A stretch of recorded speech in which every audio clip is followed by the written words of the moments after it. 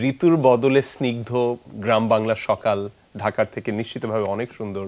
অপরূপ চারপাশের সাথে বদলেছে প্রাণ, প্রকৃতি, সাথে জীবনযাত্রায়ও পরিবর্তন এসেছে। মাঠে মাঠে নতুন ধানের গন্ধ, তবে নবান্ন উৎসবের ভাটা পড়েছে নানা কারণে। শীত বন্দনা নিয়ে নীলফামারী থেকে মাহমুদুর রাফিনের প্রতিবেদন।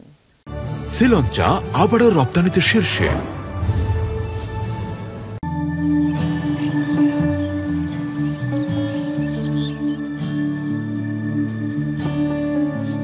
কুয়াশা মাখা ভোরের আকাশ, সূর্যরশ্মি পড়ছে শিশির বিন্দুতে, জ্বলছে যেন মুক্তাদানার মতো।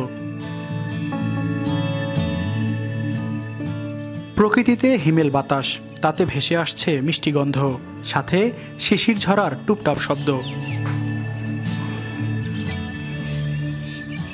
ঋতু বদলে স্নিগ্ধ গ্রাম বাংলার সকাল, অপরূপ চারপাশ, বদলেছে প্রাণ প্রকৃতি, সাথে জীবনযাত্রাও।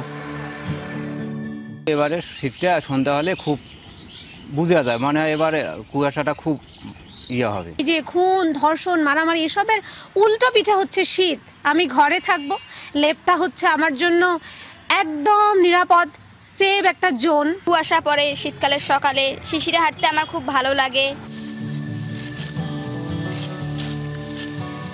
উঠতে শুরু করেছে নতুন ধান, তবে ঘরে ঘরে নবান্নের আগের সেই আনন্দ এখন কমেছে।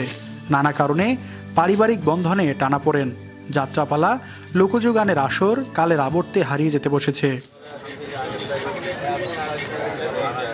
অনেকের পিঠাপুলির আনন্দ এখন বাজারের দোকানে, সেখানেও জমজমাট চিত্র, ভিড় জমাচ্ছে নানা বয়সী মানুষ।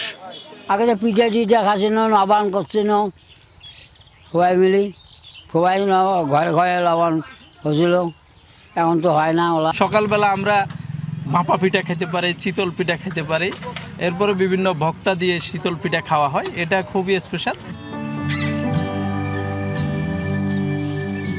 হিমালয়ের কাছাকাছি হওয়ায় উত্তরে শীত নেমে যায় আগে ভাগেই। কয়েকদিন ধরেই কমতে শুরু করেছে তাপমাত্রা, কুয়াশায় ঢাকা থাকছে সকাল, বাড়ছে ছিন্নমূল মানুষের কষ্ট। যান্ত্রিকতার যুগে আমরা ধীরে ধীরে দেখছি যে আমাদের ভৌগোলিক পরিবর্তনের কারণে হোক আর যে কারণেই হোক, শীতের আগমনটা যেন একটু বিবর্ণ হয়ে যাচ্ছে।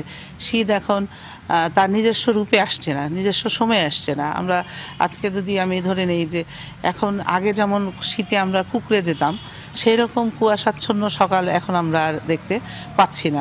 শীতে ছিন্নমূল মানুষের পাশে দাঁড়াতে বিত্তবানদের প্রতি আহ্বান জানানো হয়েছে। মাহমুদ রাফিন, যমুনা নিউজ, নীলফামারী।